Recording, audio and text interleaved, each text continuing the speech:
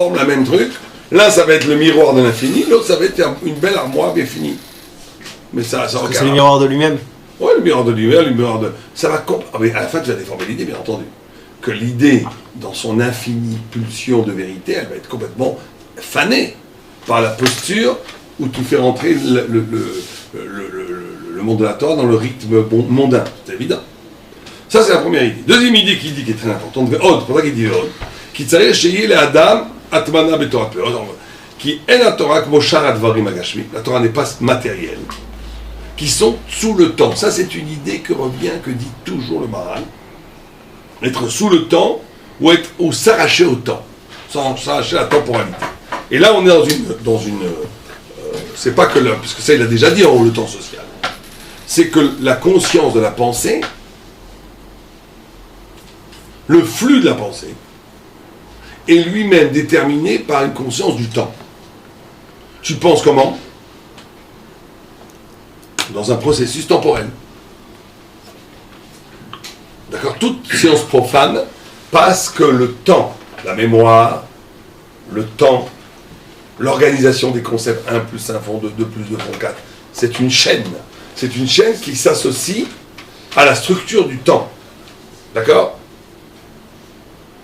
Ça, c'est une modalité de connaissance, qui est un régime de connaissance, qui est un régime qui est lié au temps, donc qui était lié à la matière. Le Maharal te dit qu'il y a une façon de penser, qui est une façon de penser qui n'est pas sous le temps. Vous allez me dire, c'est quoi? Comment je peux penser au-delà du temps? Ça serait quoi? Ça serait quoi penser au-delà du temps? Comment on pense au-delà du temps? C'est quoi une pensée qui n'obéit pas au temporel? Qui fait abstraction de qui fait abstraction de la métioute? Complètement. Oui, peut-être. C'est la pensée... Qui se n'évite pas. Non, c'est la pensée, justement, de l'éruption d'une pensée qui ravage tout le temps, qui recouvre toute l'étendue du temps. C'est-à-dire l'éruption d'une intuition intellectuelle qui n'obéit à aucun procès, qui n'est pas procédural. C'est un chidouche. Le chidouche, c'est un vrai chidouche, il est par définition comme ça. Ce n'est pas procédural. Toute pensée, comme disait à quelqu'un, tout poète qui a besoin de ses doigts pour compter des vers n'est pas un poète. C'est-à-dire que toute personne qui a besoin, tout l'amdan qui a besoin, dont le raisonnement intellectuel n'est que la démonstration, ça vaut rien. Tu peux le jeter à la poubelle, son Torah. Ça vaut rien du tout.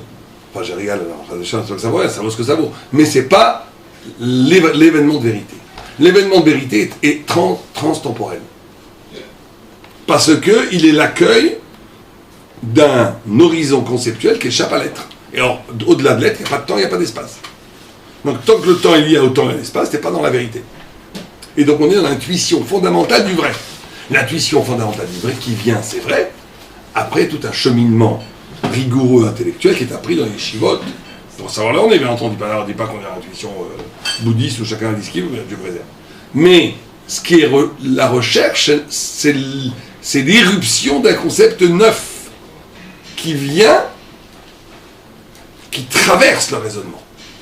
Tant que tu es que dans le raisonnement, tu es dans le temps. Tant que tu es dans le temps, tu es dans la matière. Tant que tu es dans la matière, tu n'es pas dans la chorma qui n'est pas comme Shar Dvarim Gashmim. Premier élément chez le Maharal. Deuxième élément. C'est quand même un résultat d'un raisonnement, non? Non. Le raisonnement est un ercher mitzvah. Et après, la chalos, elle tombe, c'est un ercher. C'est la préparation. C'est la préparation.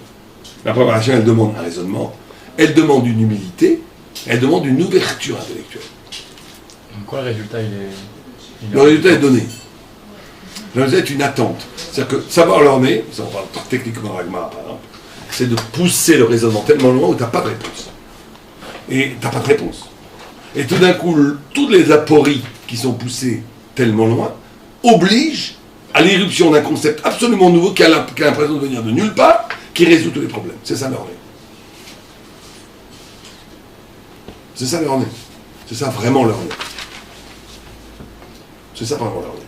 Tant qu'on est comme là, Diouk dans Rashi, très bien, Diouk Rashi dit ça, papa. C'est des yeshivot entières qui sont basées sur des Diouk dans Rashi, très bien, mais c'est de la rigolade. Ou bien de faire il y a un moment donné, il faut que Dieu apparaisse dans l'étude.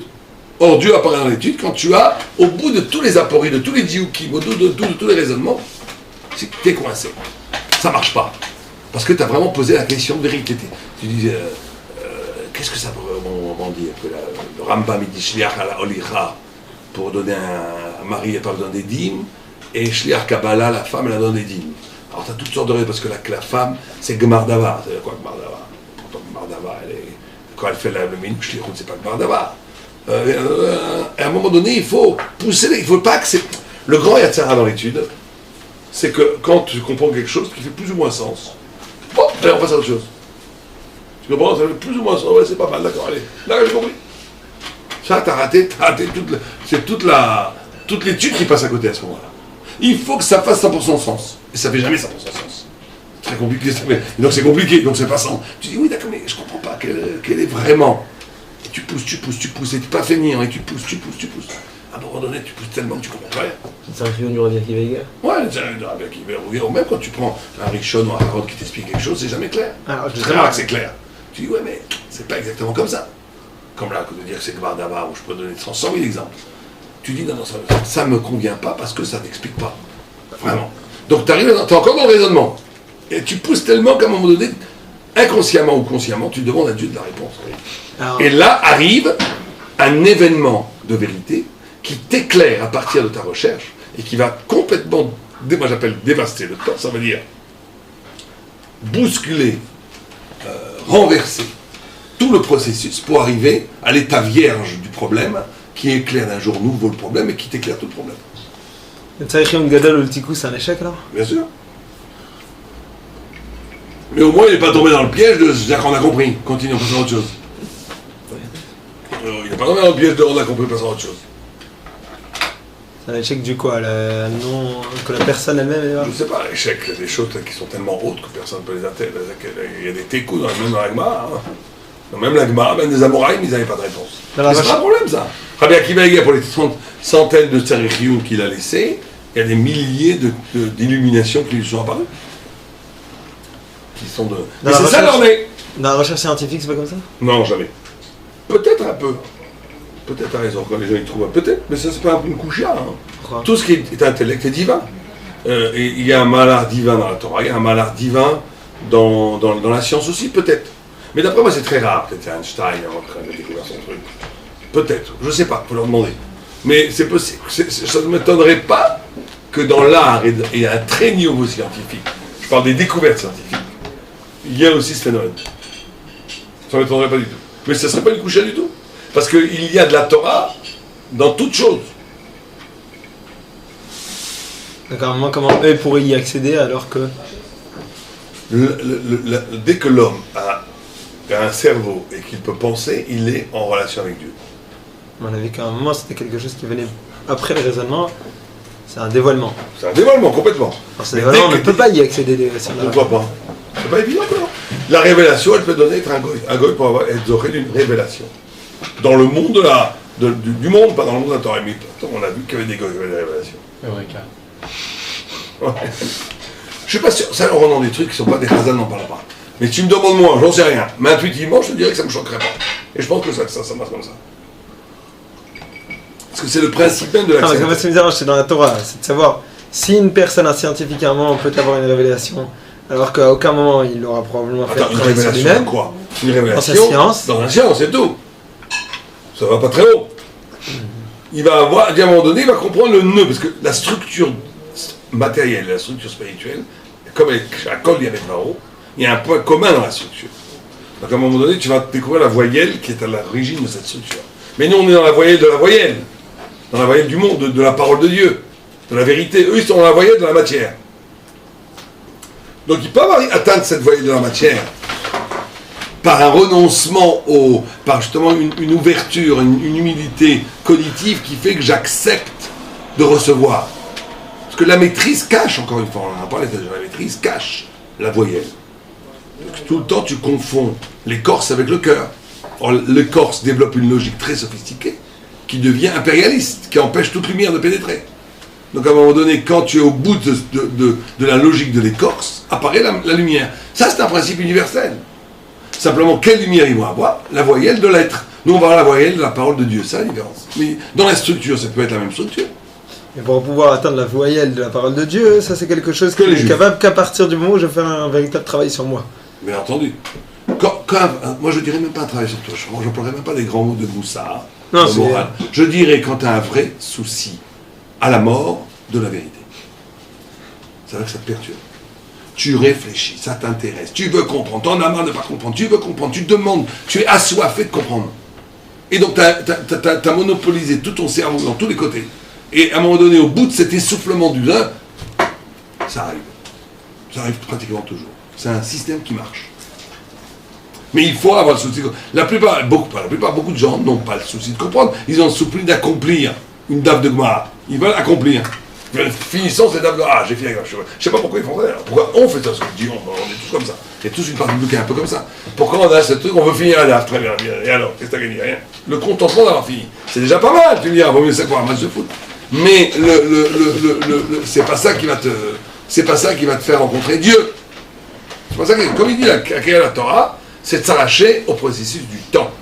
Et s'arracher à l'être, ça veut dire de rentrer dans un horizon conceptuel qui est l'illumination de l'au-delà de l'être. Ça, c'est le premier niveau. Deuxième niveau, allons-y. Et Sinaï, Okararim et tout ça. Hein? Sinaï, Okararim, à un moment la connaissance à l'état pur. Ça, c'est aucun rapport. C'est encore deux choses. C'est que dans cette recherche, tu as une recherche où tu te battelles par l'assimilation, le fait il y a deux niveaux d'arrivée à la connaissance. Il y a un niveau où tu ingurgites énormément de connaissances en t'annulant. Cette soif de vérité, elle est au début plate. T'apprends. Et au moment donné, apparaît la compréhension de cette quantité phénoménale de compréhension que tu as eue. Ou bien de partir à partir de toi. De rechercher, coucher. Ce qui est plutôt chita aujourd'hui. Ok, Harim, ça veut dire de tout le temps problématiser les problèmes. Mais dans les deux, ça va en même. Les deux ont la même soif de vérité. Et dans les deux, il y aura l'aboutissement d'une révélation.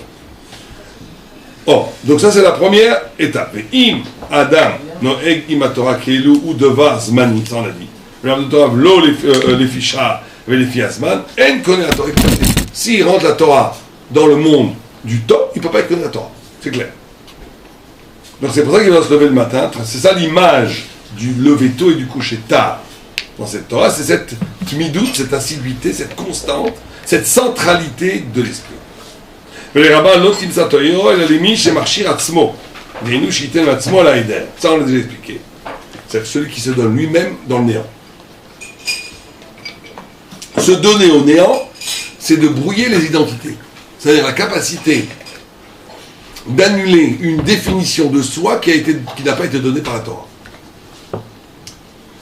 L'homme passe son temps à s'auto-définir. On passe son temps à s'auto-définir. Je suis gauchiste, je suis de droite, je suis de gauche, tous les problèmes aujourd'hui dans le monde, c'est que ça. Comment les gens, à partir d'une autodéfinition, génèrent de la violence, de la négation. C'est ça, les gens ne font que ça, s'auto-définir. Tu regardes aujourd'hui tous les problèmes, on pourrait, en presque la façon de brisque, aujourd'hui tous les débats qu'il y a dans la société israélo-française, elles tournent autour de 2, 3, 4 identités. Elles sont toujours les mêmes. Il y a l'identité gauchiste, par exemple, qui se désinvestit de l'identité du sang, de la réalité, pour être dans des abstractions universelles, idéalistes, qui transcendent les différences essentielles entre les hommes. Ça, c'est les gens de gauche. Les gens de droite, c'est ceux qui veulent, qui considèrent que la race, le sang, le pays ont une valeur plus fondamentale que l'universel. Donc ça, à partir de ça, tu peux déjà faire une clé de lecture de 80% des débats idéologiques et politiques depuis 10 siècles. Parce que c'est toujours comme ça. C'est toujours comme ça. Est-ce qu'on certains mettent en avant un universel abstrait coloré de la beauté de l'art, et en face, mettre une évidence d'une fidélité à ce qu'on est, à l'essence, à la terre, au pays, au peuple. Toujours c'est comme ça. Est-ce qu'on aurait le droit de dire qu'un des deux est pluraliste? Non, les deux sont nuls. Les deux sont une identité, c'est une souci de s'identifier à partir de l'être. Alors là, c'est un l'être qui est plus abstrait, plus clair, plus classe comme ça, plus universel. Et l'autre, c'est l'être de la fidélité à la tradition de ce que je suis. Mais les deux, c'est aujourd'hui en Israël, tu peux te l'écoute d'un côté, et l'ego show de l'autre, c'est exactement ça. Et après, t'as 2, 3 ou 4. Mais ça veut dire qu'il faut comprendre que les islamistes, par exemple, ils s'identifient à partir d'un absolu, d'une lecture. Mais en vérité, ce qu'ils cherchent, c'est s'identifier, pas du tout la vérité, etc., etc. Toutes les religions aussi qui sont c'est comme ça. Ça veut dire qu'il y a un moment donné où on passe son temps à s'identifier. Le Maharal, il te dit, toute cette processus d'identification, c'est catastrophique pour le rapport à la vérité.